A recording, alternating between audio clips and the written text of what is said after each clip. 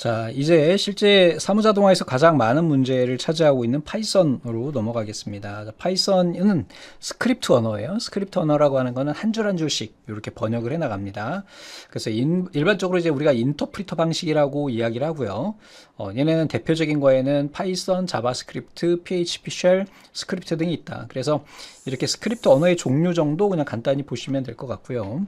컴파일 방식하고 인터프리터 방식이 있는데, 컴파일 방식은 전체를 한 번에 번역을 하지만 얘는 한 줄씩 해석해요. 대표적인 게 우리가 앞에서 배웠던 C나 자바 같은 것이 컴파일 방식이고, 우리가 지금부터 배우는 파이썬이 이제 인터프리터 방식이 됩니다.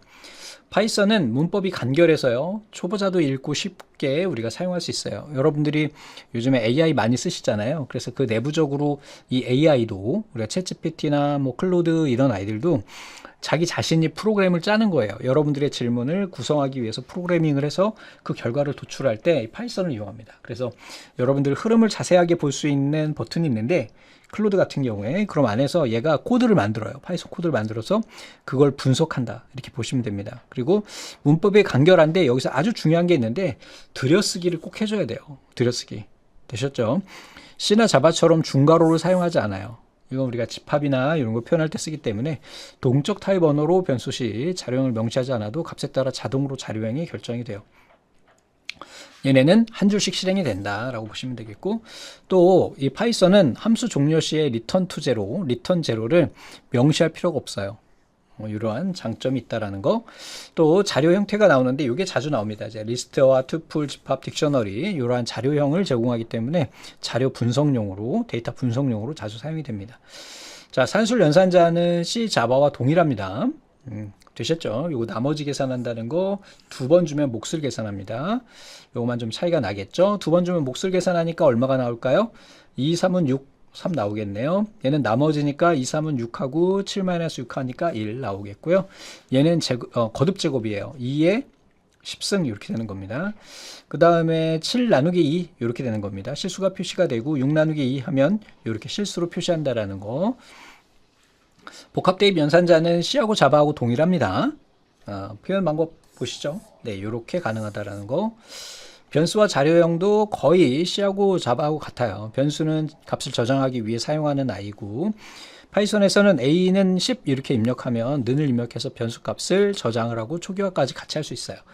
자, 정수형은 int, 실수형은 플롯, 문자열은 스트링, 논령은 불. 여기에서는 없을 때는 none을 사용합니다. null이 아니라 none. 같은 플러스 연산자도 숫자 같은 경우는 덧셈이 되는데, 문자 열기는 문자열 연결을 합니다. 문자열로 된 숫자를 계산하려면 int 또는 플로트로 형으로 변환해 줘야 돼요. 자, 예를 들어 가지고 A는 10, B는 10 이렇게 그냥 간단하게 선언을 할 수 있어요. 프린트 A 플러스 B 이렇게 하면은 얘네 숫자잖아요. 자동으로 인식을 해가지고 두 개를 더해서 30이 나오고요. 그 다음에 아래쪽에 있는 얘네들은 문자열이에요. 다운표로 치면 문자로 인식하기 때문에 두 개를 붙여서 10, 20 이렇게 표시가 됩니다.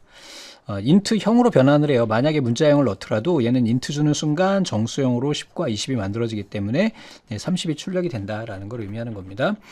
자, 프린트와 문자열 반복이에요. 프린트는 함수 괄호 안에 값을 화면으로 출력하고, 문자열, 정수, 문자열 두 문자열을 이어붙이거나 또는 반복할 때 우리가 쓸 수 있습니다. 요거 하나 기억하시기 바랍니다.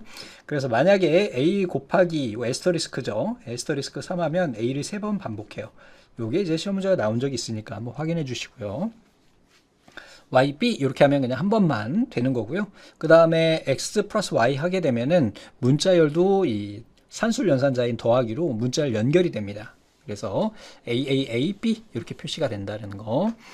프린트의 SEP와 END라고 이야기했어요. 자, SEP는 separate의 약자입니다. 여러 값을 출력할 때 그 사이에 나눈다라고 하는 의미가 되겠죠. 그래서 사이에 나눌 때 사용하는 것을 의미한다, 이렇게 보시면 되겠습니다.